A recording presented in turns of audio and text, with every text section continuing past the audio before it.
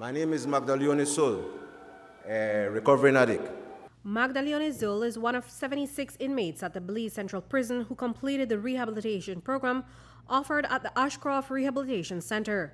Following 3 months and in some cases 6 months of intensive rehab to break from drug addictions, behavioral problems, and criminal actions, the inmates received certificates of completion on Saturday. This is Zul's second time in the program. I went back to my old ways, which was doing drugs, cocaine, which bring me down,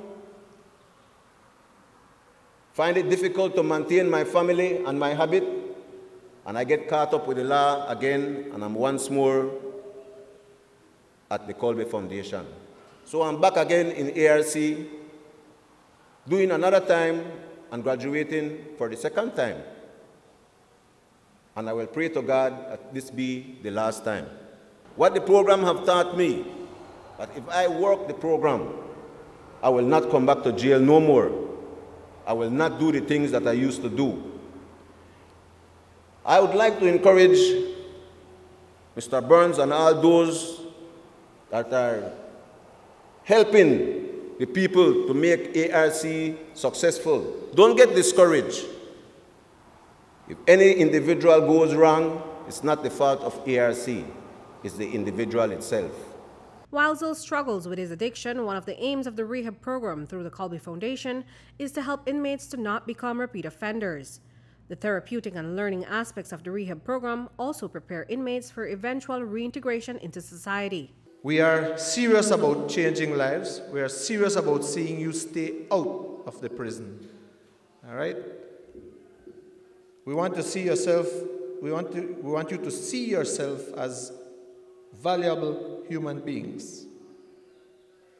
And ARC is one of those programs that will let you start to appreciate your freedom, will let you start to see value in yourselves and that kind of stuff.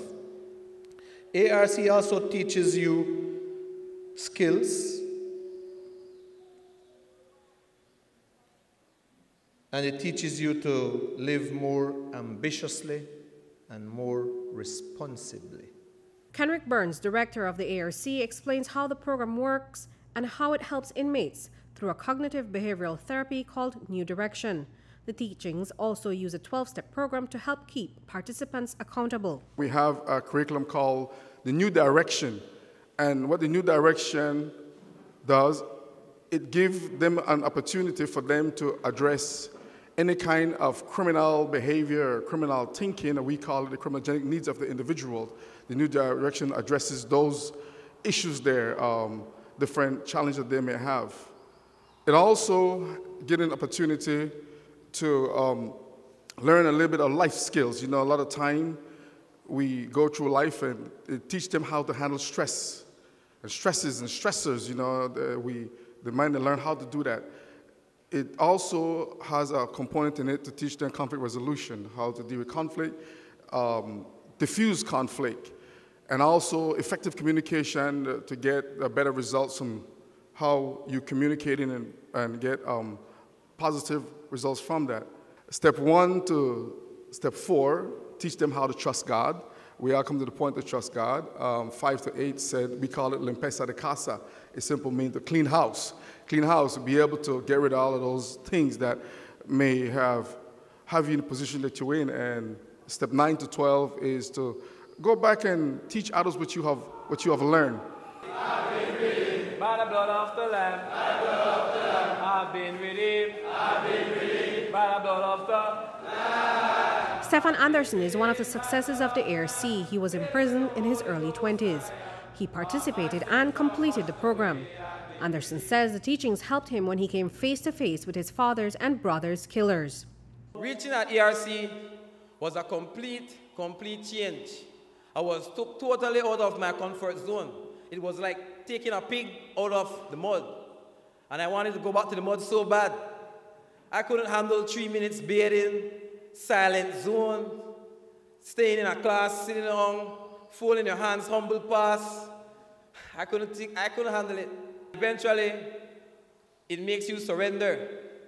I surrendered in the second. We have 3 halls, I surrendered in the second hall that is called the submission phase. I surrendered to the program and I just went with everything that the program said. I get to see the person that was charged for my father nearly every single day. And I also got to saw the person that was charged for my little brother nearly every single day too.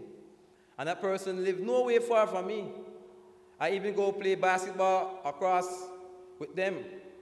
And one day the young man held my attention and came to talk to me. I wanted to hurt him so bad, but something held me back from it. I looked in his eyes and I couldn't do to the young man nothing.